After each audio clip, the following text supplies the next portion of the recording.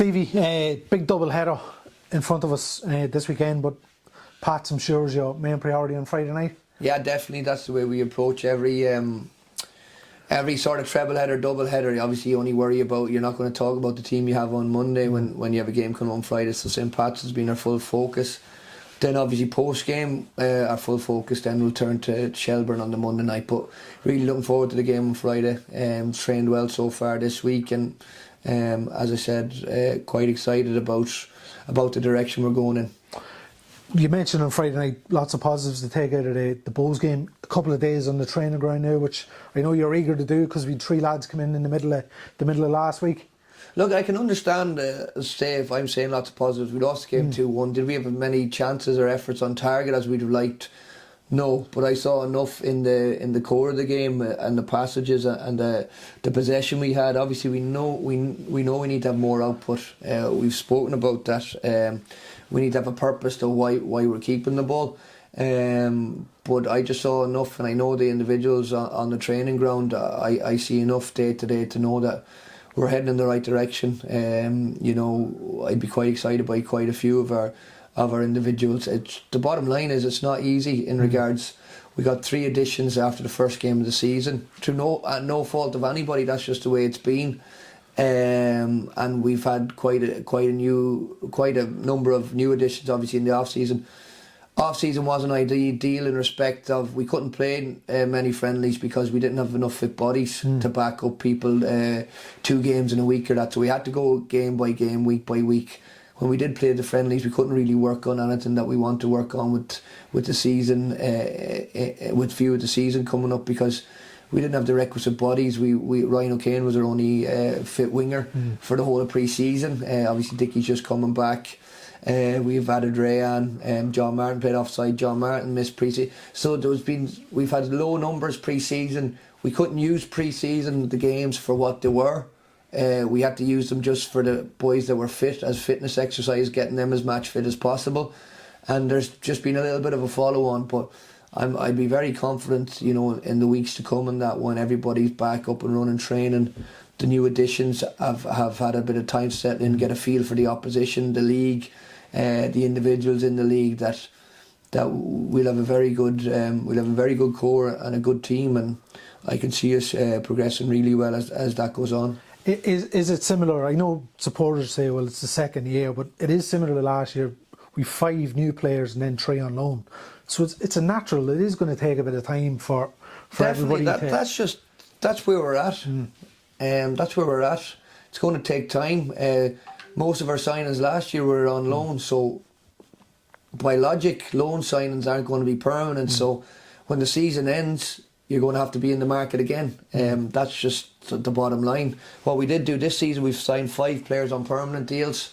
Obviously the 3 ones that have come in before the window are loan, but we're starting to lay down platforms already that have come in on multi-year deals that we won't be needed to change 5 additions again in the next off season. So that's where you can start building blocks. But the bottom line is, obviously the takeover was so late last off season. Everything was put in place so late last off season. We had no squad. It's going to take a period of time then to rebuild the Dundalk, the foundations, and that to where everyone wants it to be. And it was never going to be a quick fix. We weren't in a position to be really aggressive last year, and this year to be really set in stone of where we want to go and do your business early. But hopefully over the course of time we will be. So that's why I'm trying to portray, I love Dundalk. I'm only used to being at Dundalk when we've been successful, winning things, Everyone wants to get back there. But as I said, post Friday, season probably started a little bit early for us, but it's not a lack of ambition on our part. We want to be part of a successful team, successful club, successful squad. But sometimes it's going to take a little bit of time. But everyone's working ever so hard to get us back to that position, and we will. We will get back to that position. But the goalposts have shifted a little bit in regards to the league, the structure of the league, and we need to get back into that in regards who's the clubs with the most resources, etc. Who's the clubs that can be most aggressive in the market? Who are the clubs that, like ourselves, that have to maybe think a little bit outside the box? And that's why I'm really hammering home to the supporters on that. get behind this young team, get behind this new team, get behind these new individuals that are finding their way, which they do, but have that underdog mentality. The mentality, I suppose, I would associate 2013, 2014, them years when we had to work and scrap for everything we got. It wasn't linear, it wasn't plain sailing, there was going to be bumps along the way. It's that same mentality to get us back to the place where we were used to being and where we want to go. Yeah.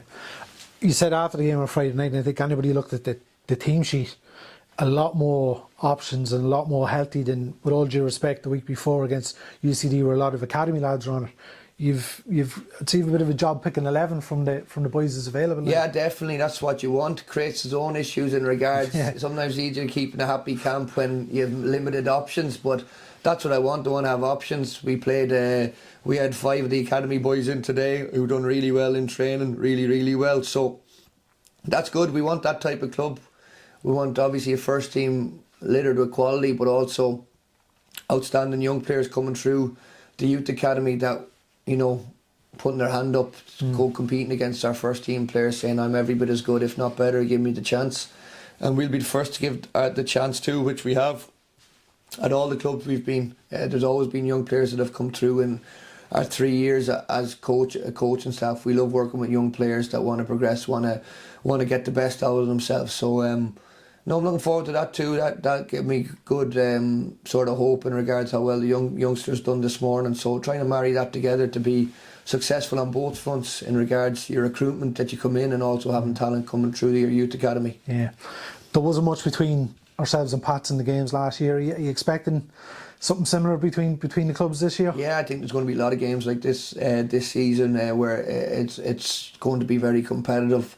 A lot of the games are decided by fine margins, moment of quality, mistake, refereeing, whatever it may be. There's going to be a lot of tight games.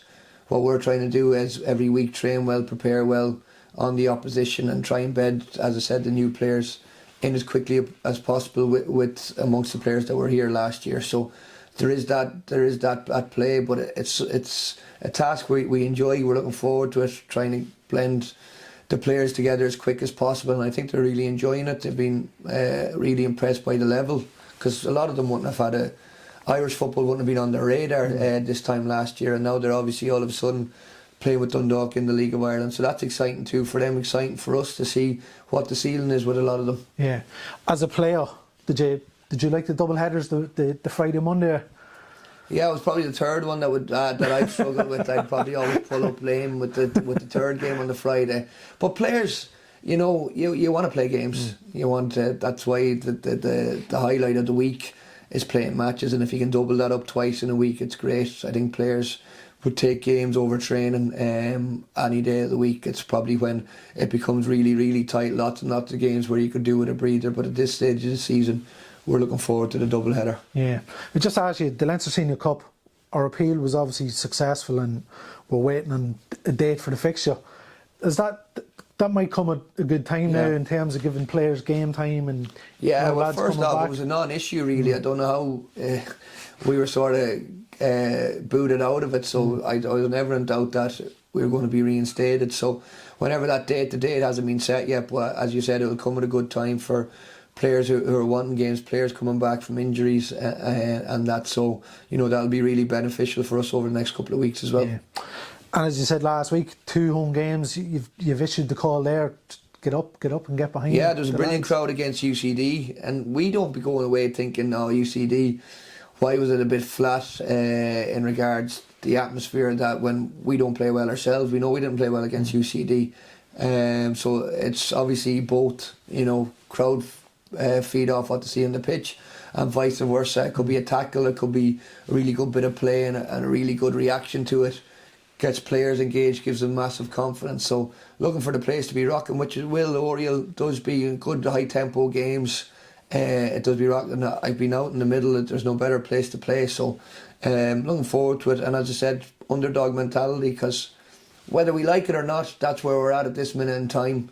We need everyone singing off the same hymn sheet. And I'll go back to like 13 and 14, that type of time. That's where we're at this minute in time. And, you know, with the support like that, the underdog mentality, it would help us climb up and get up back amongst it again. I heard a quote during the week that it's great being at the top, but there's nothing beats the journey of getting to the top, because that's when you see it all. And we think back to 10 years ago, 2013, that rise was incredible, and that's what we all want to be part of that again. Yeah, definitely. It's the journey. It's not probably being up at it. It's when you get there. How you get there is the best memories. And like we have, like I see it on a daily basis, individually and collectively. Like we have a lot of talent in the group. Now, is it going to take a little bit of time for a bit of cohesiveness to come together? New players coming into the league, without doubt. But I'm not saying this to batten down the hatches for a struggle of a season. No, this might just take a little bit of time this season to get where we wanted this season, because we have enough talent to really propel ourselves. So, but just the infancy of it might take that little bit longer than what people would be maybe hoping for, because we didn't have the foundation or the platform in pre-season or the personnel to have building blocks to be ready to rock for the first game of the season. That's just the bottom line. Compared to this time last year, and this is no disrespect to anybody in the squad, would you be more happy with this? Yeah, without a doubt. Not from an individual point of view, just a depth point of view, numbers point of view, quality point of view. Within those numbers, we're a lot stronger. Now, does that mean we'll have as good a season or a finishing position? All I'm going off is what I see day to day and what I see the potential, what could be there. What the squad and the players done last year was empty the tank every week and got us to a place where I think a lot of people said there would be no chance of coming joint second in the league, with a squad that was cobbled together for a few weeks before the start of the season. So because of the name, because of the club, because of the achievements over it, it mightn't be seen as what it should be seen as, in my opinion, from the players' point of view. We worked on a limited squad. We played Shamrock Rovers post-summer break, played Finn Harpsden away a couple of months later. 7 of that starting 10 outfielders were unavailable through one thing or another. And that was it. We got unlucky in regards injuries, obviously personnel leaving back end of the season. Very black and white to me. What happened last season was just really important players missed from July onwards, from the Derry game onwards and the Bows game the next week onwards, and left the club between that midsection and the end of the season. But we finished the season well after the little break. The last 6 games, won 4, drew 1 and lost 1. So that was testament to all the players that were there, the players that have left. Everyone was a massive part of that. But from a depth and an option point of view, I think we have a lot more this season.